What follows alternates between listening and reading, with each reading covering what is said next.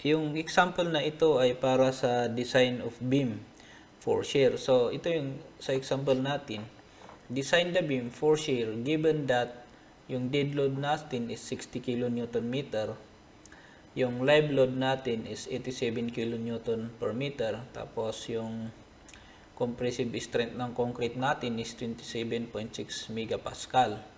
Yung FYT na to is yung yield strength nung ano natin, stirrups. So, 275 MPe. Yung beam length is 4.4 meter. Effective depth is 570 mm. Din beam width is 375 mm. Intention steel reinforcement is 4 of 32 mm diameter. So, una, i-draw muna natin yung cross section ng ang beam natin. So, ito yung beam.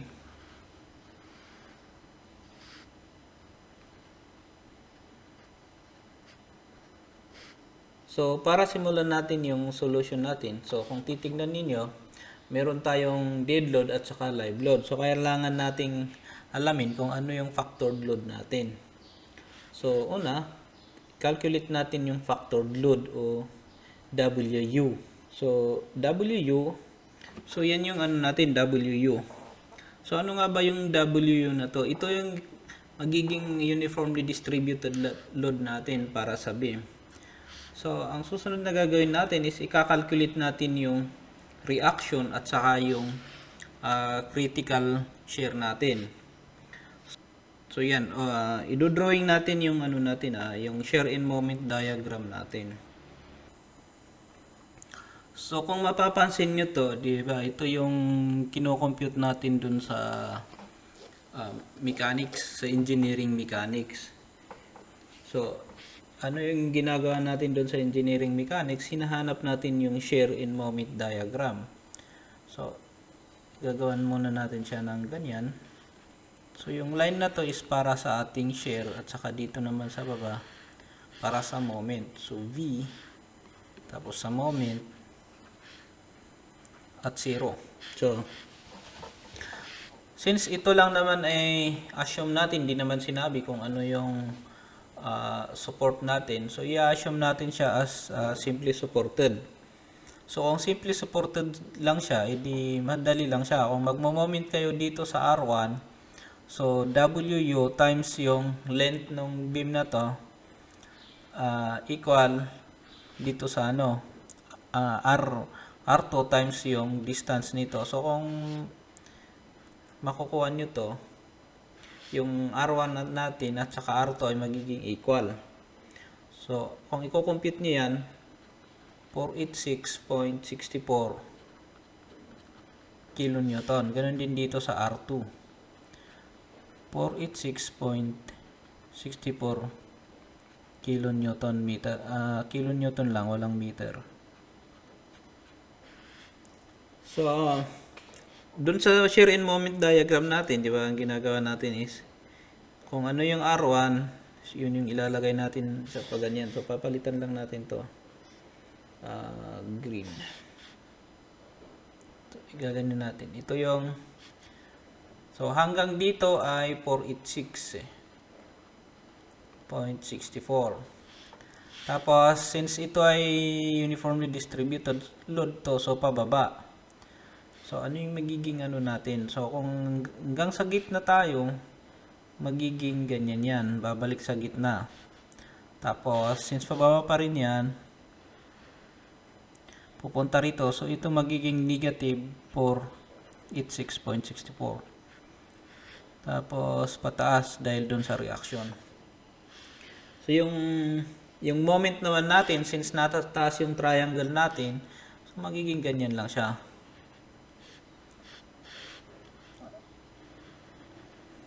Tapos, pababa naman yan. So, ibabawas natin yung area nun.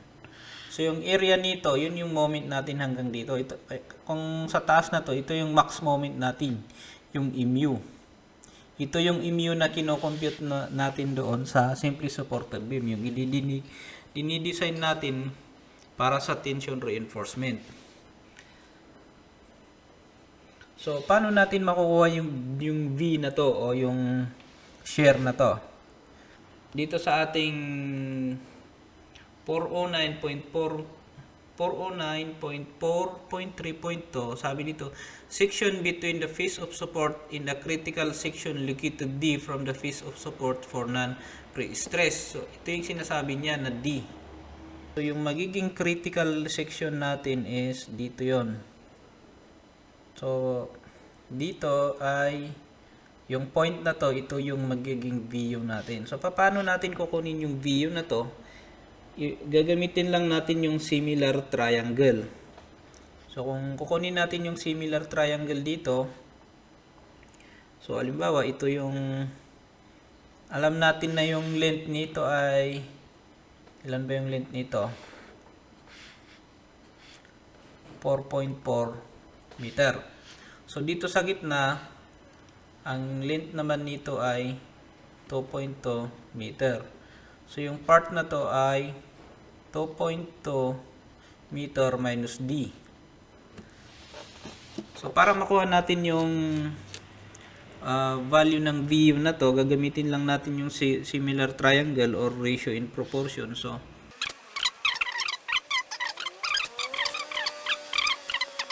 kilonewton. So, yung magiging VU natin. So, ito, 360.556 kilonewton. So, nalaman na natin yung VU. Ngayon, yung mu na to, meron tayong ano dito eh.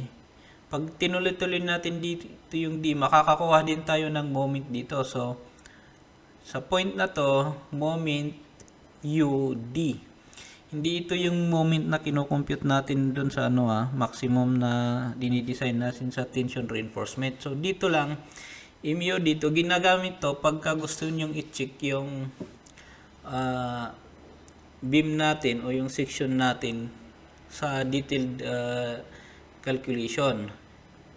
Kasi, dalawa yung pag-compute ng shear reinforcement natin. Meron yung simplified at saka detailed calculation. Pero sa atin, okay na sa atin yung simplified. Kasi hindi naman tayo nagdi-design ng mga critical na structure, yung mga malalaki ganon. So, calculate the VC using simplified calculation. So, simplified calculation. So, paano natin kukunin yung si BC? Diba, meron tayo nung dun sa code. Sabi nung code, i-compute natin si BC base dito sa 422.5.5.1 dito sa code. So, BC is equal to 0.17 lambda tapos square root of the FC prime, BW at saka D. Yung lambda na to is ito yung value ng concrete natin kung normal weight siya or lightweight, mga ganun. Pero usually, ang ginagamit naman natin is normal weight concrete. So, yung value ng lambda na to is 1. So, kung ipapalit natin yung mga value dito, yung lambda natin is 1.0. Square root of FC prime natin na 27.6. BW, yung BW natin is 375, tapos yung D na 570. So, ito, pagka ito yung ginamit natin, ang lalabas dito is, malaki. Kasi, in Newton lang to. So, ilalagay natin siya in kilonewton. So, lalagyan natin siya ng multiplier na 1,000 or 1/1000 or divide nyo na lang diretso sa 1,000. So, yung BC ninyo ay mag-i-equal siya sa 190.902 kilonewton. So, dito natin i-check kung yung ating section ay kailangan ng shear reinforcement. So, check for shear reinforcement.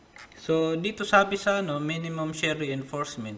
A minimum area of shear reinforcement, EV mean, shall be provided in all region where VU is greater than 0.5 phi of the shear of concrete except for the case in table 409.6.3.1 where at least EV minimum shall be provided where VU is greater than VBC. So ito gagamitin natin to. Ito yung i-check natin to kung yung section natin ay nangangailangan ng shear reinforcement. So yung VC natin computed na. So dito phi BC is equal to since ito ay shear, ang value ng phi natin o yung reduction factor natin is 0.75. Yun yung pagkakaiba dun sa old na NSCP kasi 0.85 yata yun kung hindi ako nagkamali. 0.902.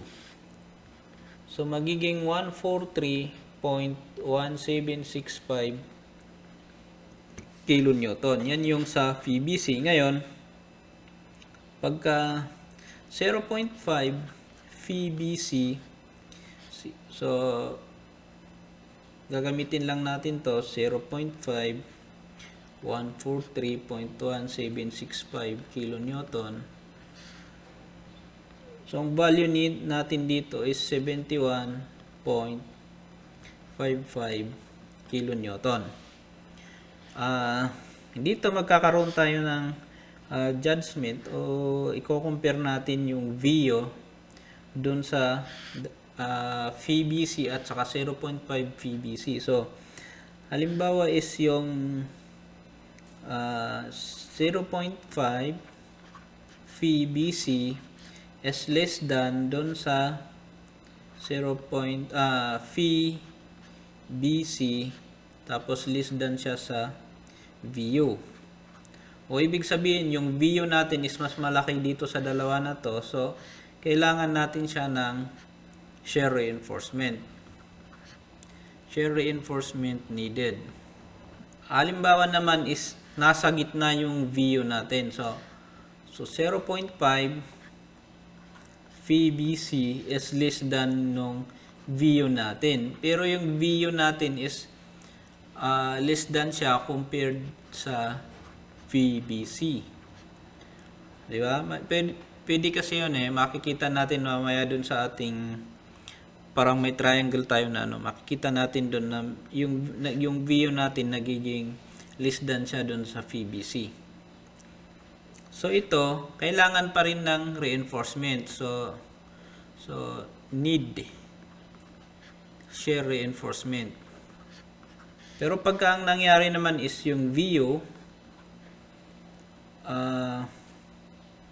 is less than 0.5 VBC, ibig sabihin hindi na natin kailangan yung dito. Theoretically, hindi na natin kailangan yung shear reinforcement. Pero sabi ng code, para ma-stabilize pa rin yung tension reinforcement natin, gagamit tayo ng maximum shear spacing ng shear stirrups natin. So use maximum. Since meron na tayong value ng VC, kakalculate naman natin yung value ng VS o yung shear doon sa steel. So calculate. So para ma-compute natin yung VS natin, so kailangan natin yung equation na to, yung VN saka VC. Nayari naman natin tong VC na to, si VN na lang ang kailangan natin. Pero yung VN na to is ito yung VU is equal to phi BN. Yan yung natin dito sa BN. So mako-compute natin yung VN base dun sa VU natin. VU is equal to phi BN. Tapos yung VN is equal to BC plus VS. So para makuha natin si VS, isa-substitute lang natin yung value ng VN dito. So VU over phi is equal to yung BC natin plus VS. So kung papalitan natin yung mga value nito, 360.556 over 0.75 na reduction factor is equal to yung VC natin which is 190.902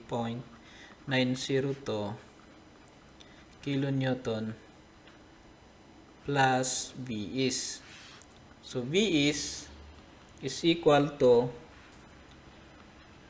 289.844 kilonewton.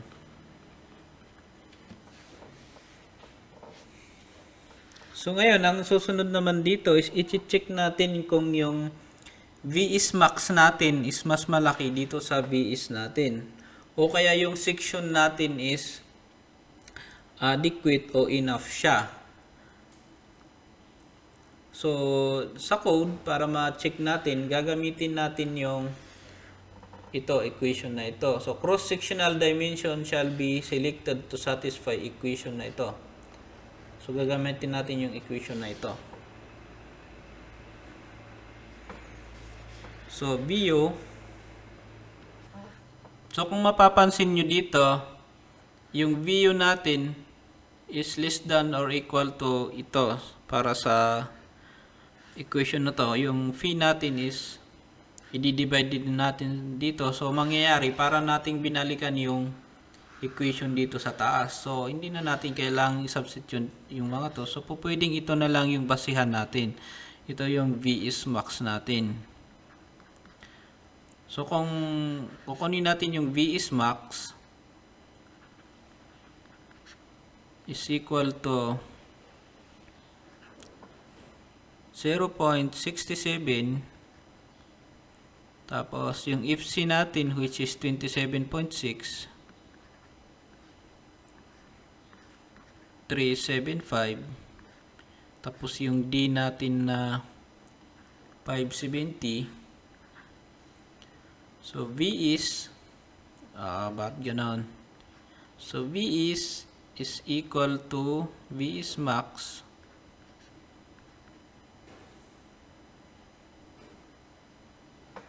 $752.3769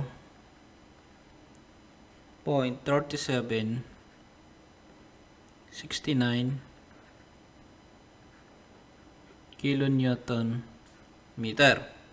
So, kung ipagko-compare natin silang dalawa, itong Vs max at saka Vs natin, so Vs is less than Vs max. So, ang conclusion natin dito is section is adequate or enough. So, section is okay. Since nalaman natin na yung section ay okay, titignan naman natin yung i-calculate natin yung maximum shear spacing. So, para ma-calculate natin yung maximum shear spacing, gagamitin natin yung equation na ito. So, dito sa table na to, sa table na 409.7.6.2.2, ito yung maximum spacing of shear reinforcement. Yung Vs na to, ito yung kinompute natin na Vs, tapos ito yung required na Vs natin. So, kung yung ito is mas malaki siya compare dito, ito ang gagamitin natin sa baba. Ito yung part na to at saka ito. Kaya lang, kung yung Vs natin na ito ay mas maliit kumpara dito, ito naman yung gagamitin natin. So, Vs, hindi pa natin alam kung equal or siya, greater or lesser. So, blank muna natin. So, 0.33 tapos square root of FC prime BWD. 0.33, 27.6, yung BW natin ay 375, tapos yung D natin ay 570. So, all in all, magiging 370.573 kilonewton.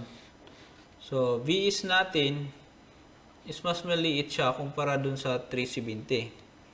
Kasi yung VS lang natin is 289. Ito.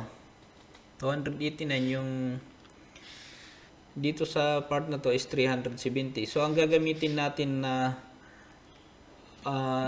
spacing natin o maximum spacing natin is it's either dito sa dalawa na to. So, lesser dito. So, spacing is lesser of dito sa dalawa na to. So, D over 2 at saka 600 mm. So, sa D over 2 natin, saan nanggaling yon?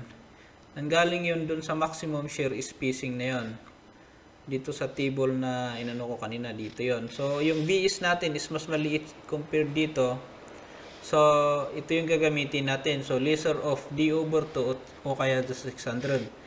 Ito non-pre-stress. Dito sa kabila, pre-stress naman. So, yung beam naman natin is non-pre-stress. So, ito yung gagamitin natin.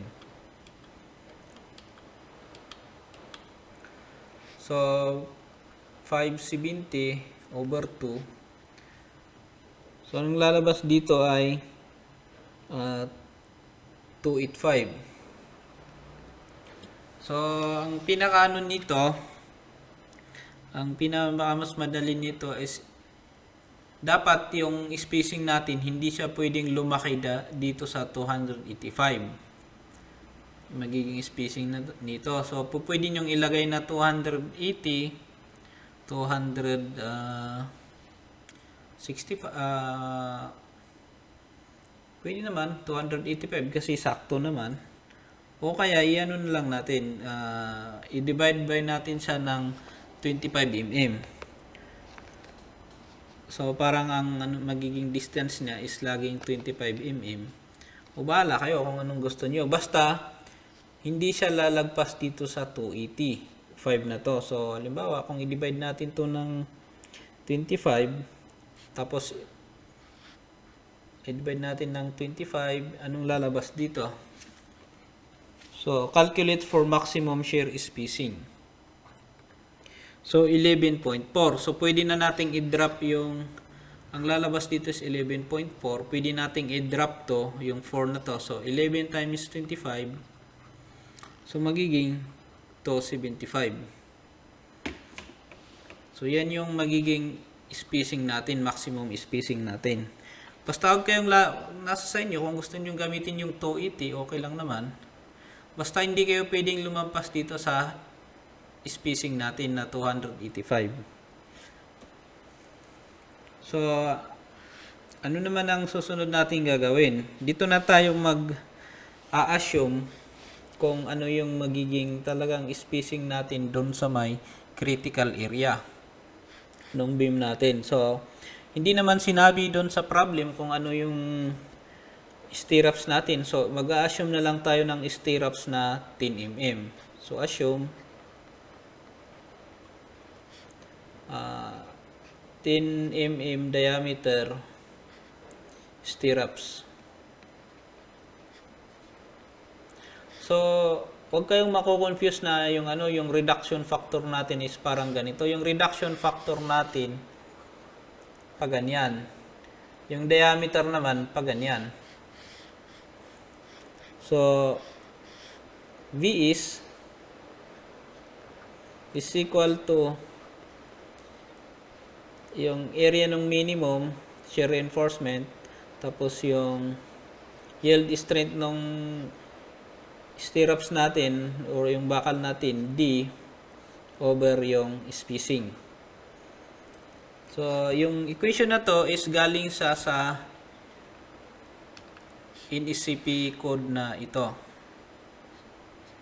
Dito yun galing. So, yung reinforcement natin o yung stirrups natin is vertical. So, ito yung gagamitin natin. Kung naka-angle yung stirrups natin, ito naman yung gagamitin sa baba.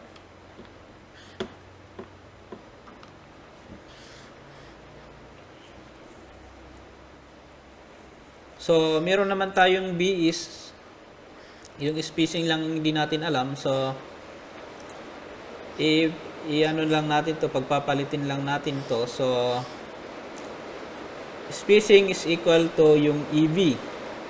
Ano yung magiging minimum shear ng ano natin, area ng stirrups natin? So, since 10 mm, so pi over 4 times d squared times 2 times palitan na natin to ng 10 mm. So 10 squared tapos 275 tapos 570.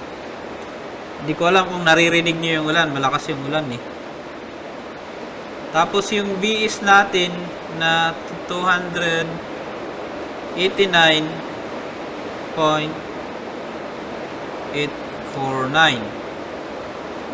So spacing is equal to, kung mapapansin nyo dito muna na yung area, yung EV natin na ito is ginawa nating times to. Bakit? Kasi sa code hindi inaalaw na yung stirrups lang natin is one leg lang. So halimbawa ito yung beam natin, yung cross section ng beam natin, hindi naman inaalaw ng code na yung stirrups natin is isang ganyan lang. Dapat minimum of 2. So kung ito yung beam natin, dapat nakaganyan. Ito ay para sa U stirrups. So isang leg to at saka isang leg to. Yung iba meron namang pag ganyan yung iba, depende kung anong ori ng beam, doon nila sinusunod to. So kung halimbawa ganito to, 4 yung leg natin dito, 4 leg. Pero dito is 2 legs lang. So kaya naging times 2 yun.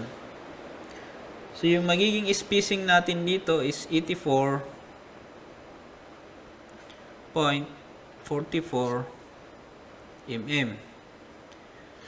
O kaya i-equate natin siya into 75 mm. Nasa inyo kung gusto niyo gawing 80 mm, okay lang din naman. As long as hindi kayo lalampas sa 74, hindi kayo lalampas sa 84.44 mm. So, yung susunod na gagawin natin dito is ika-calculate natin yung minimum area of reinforcement. So, calculate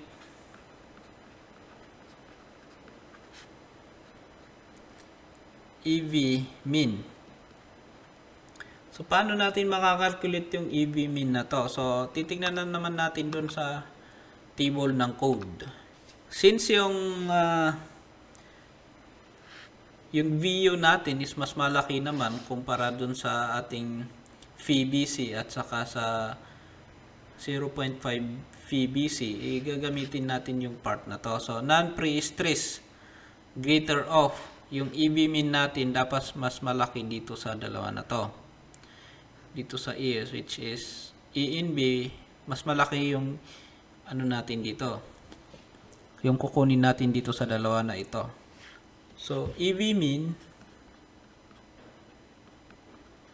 over yung spacing dito is equal to 0.062 FC prime BW over FYT. Tapos yung isa 0.35 BW over FYT. Since makikita nyo, meron na tayong EV min over S dito, yung spacing. So, i-equate na natin to dun sa equation. So, ilalagay na natin dito. So, S dito. Multiply na natin siya para matanggal na yon. So, kung ilalagay natin yung mga value nito, so 0.062 27.6 375 over yung FYT natin na 275, tapos yung spacing natin na na-compute, which is 75. So, yung magiging value natin dito is 33 mm squared. Para dito naman sa isa, 0.35,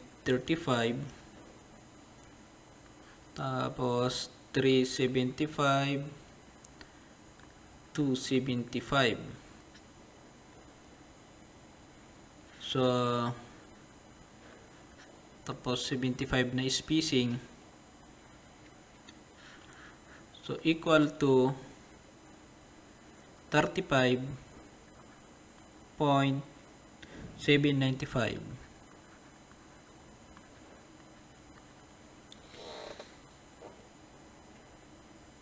So, saan yung magiging AB-min natin? Sabi dun sa code, greater of dito sa dalawa. So, ito yung magiging AB-min natin. So, AB-min,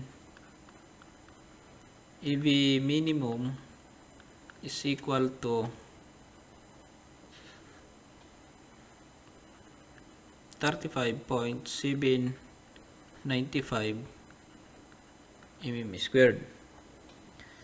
So, anong susunod natin gagawin? I-check naman natin yung stirrups natin kung kailangan nating lakihan siya o liitan. Kung pasok ba yung 10 mm na stirrups na gamit natin. So, check o yung EB is equal to pi over 4 times D squared times 2. Kasi two-legged siya. Kaya times 2 siya. So, equal to phi o pi pala 4 times 10 squared times 2. So 157.079 mm squared. So kung 3-legged yung stirrups nyo o 4-legged, papalitan nyo lang tong value ng 2 sa 4. So kung i-compare natin is ngayon, yung EB natin is greater than EV min. So, pwede nating sabihin na spacing is equal to 75 center to center distance. So, on center. To So, ibig sabihin nito, kung ito yung stirrups mo, ito yung gitna ng stirrups mo,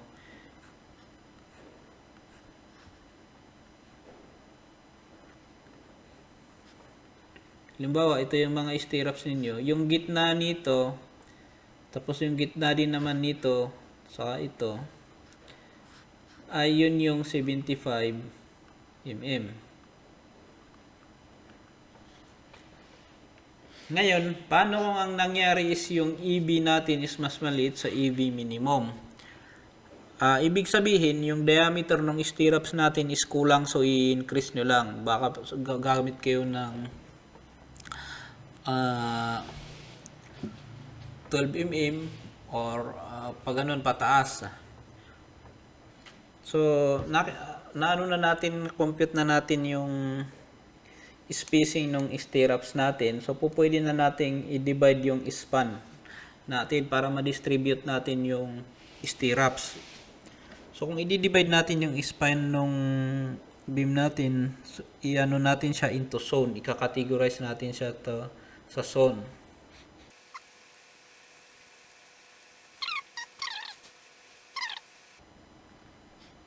So, yung pinaka-tip na yun, ito yung sa shear din sa sa may pinaka-support natin. So, o yung reaction natin mismo. So, 486.64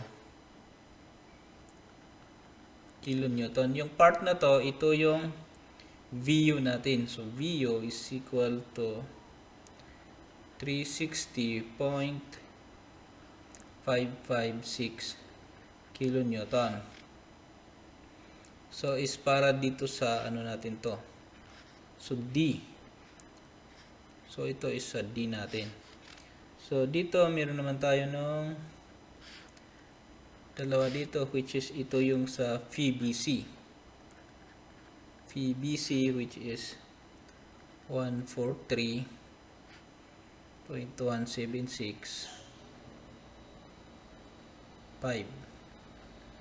kilonewton at saka ito naman yung 0.5 VBC. So 71.55 kilonewton. So igaganyan lang natin to ng konti. So yung distance ng VBC natin is tawagin nating x1. Tapos ito naman, so tawagin naman natin tong x2. So ito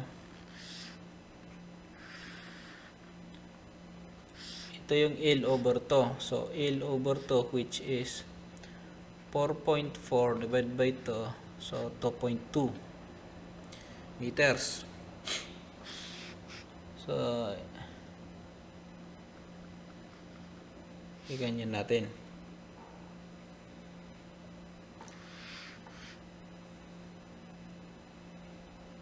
So phi BC at saka ito naman yung phi BS.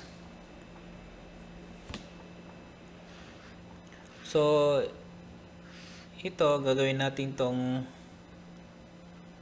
zone A tapos zone B. Saka yung buo na to zone C.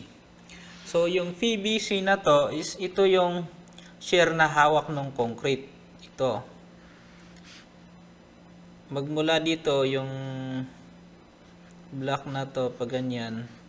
Ito yung hawak ng concrete na shear.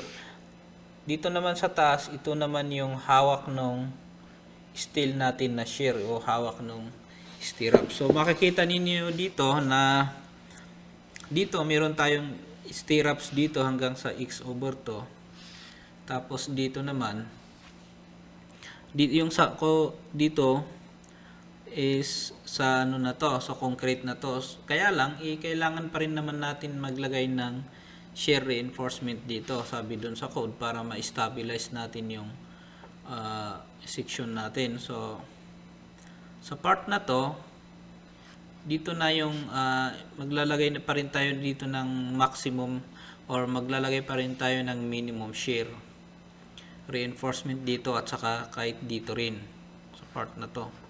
So una, kukunin muna natin yung x1 at saka x2. So by ratio in proportion, yung x1 natin is 486.143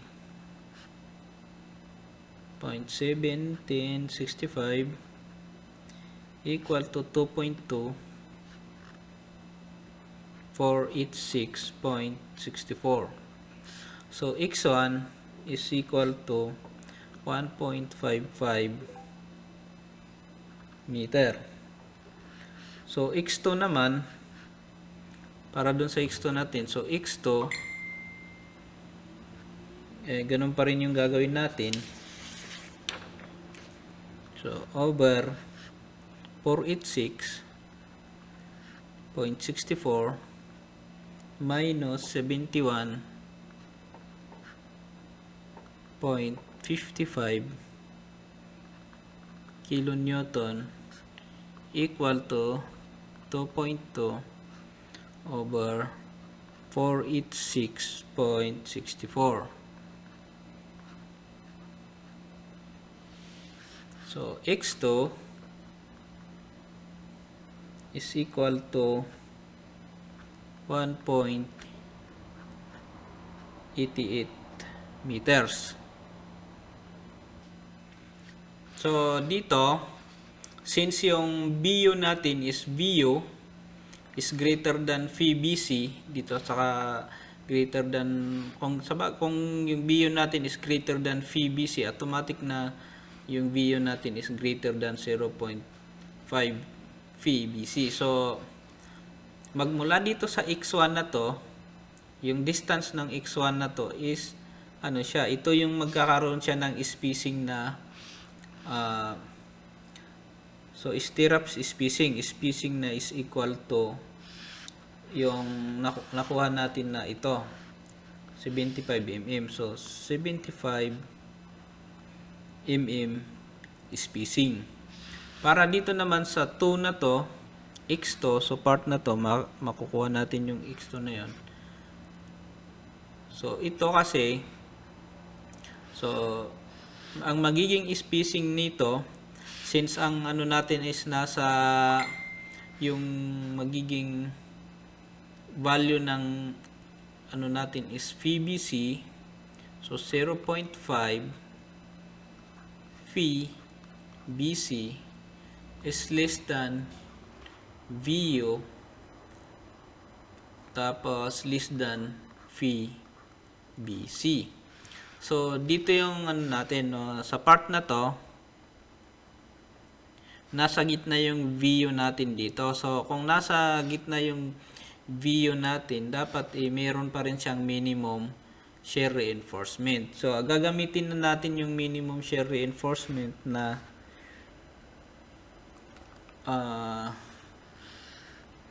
ito, hindi pala. Ito gagamitin natin yung 275 mm na to. So, sa part na to, magiging yung spacing natin dito is equal to 275 mm. Yun yung magiging spacing natin dito sa part na to.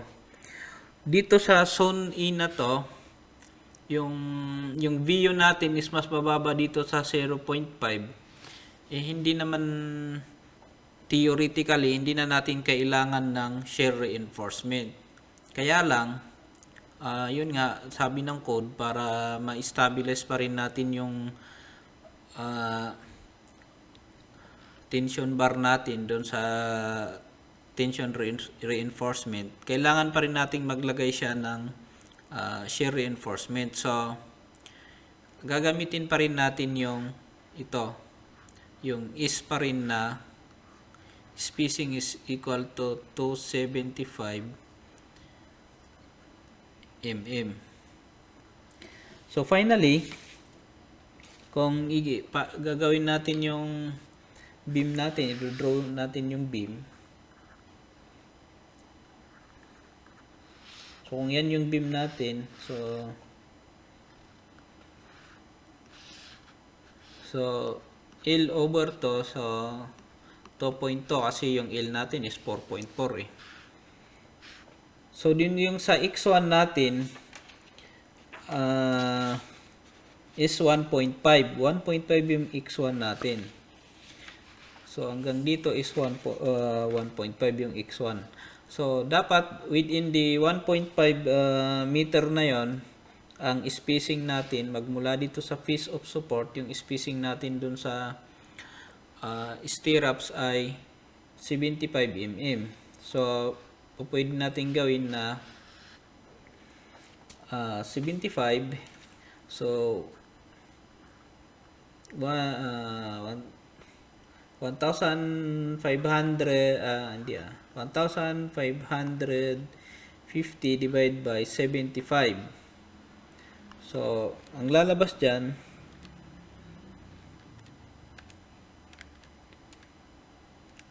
so 20. So, 20.27. So, pupiliin natin i-round to na nagiging 21. So, dito, so kung itinamis natin sa 21, so 21 times yung spacing natin na 75, so lalabas dyan ay 21 times 75, magiging 1,575.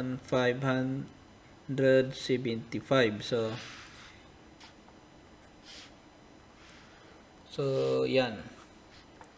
1,575 mm.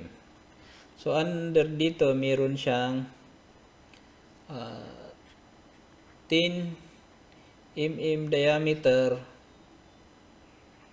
at 25 75 mm distance. I-distribute natin yung 10 mm diameter na stirrup dito sa 1575. So ngayon, ang matitira naman dito ay sa kalahati ay, at saka kung titignan nyo dito, yung dito sa zone B, which is spacing natin is minimum, na gagamitin natin yung maximum na spacing natin sa shear para magkaroon tayo ng minimum shear reinforcement. So 275. Ngayon dito naman sa baba, hindi na natin kailangang maglagay ng shear dito, pero sabi nung code kailangan pa rin nating maglagay kahit theoretically hindi kailangan. So parehas din yung spacing niya, 275. So all throughout dito, magiging number 10 o 10 mm diameter at 275 mm. So bali yan na yung natin. So halimbawa parang dito masinsinan dito,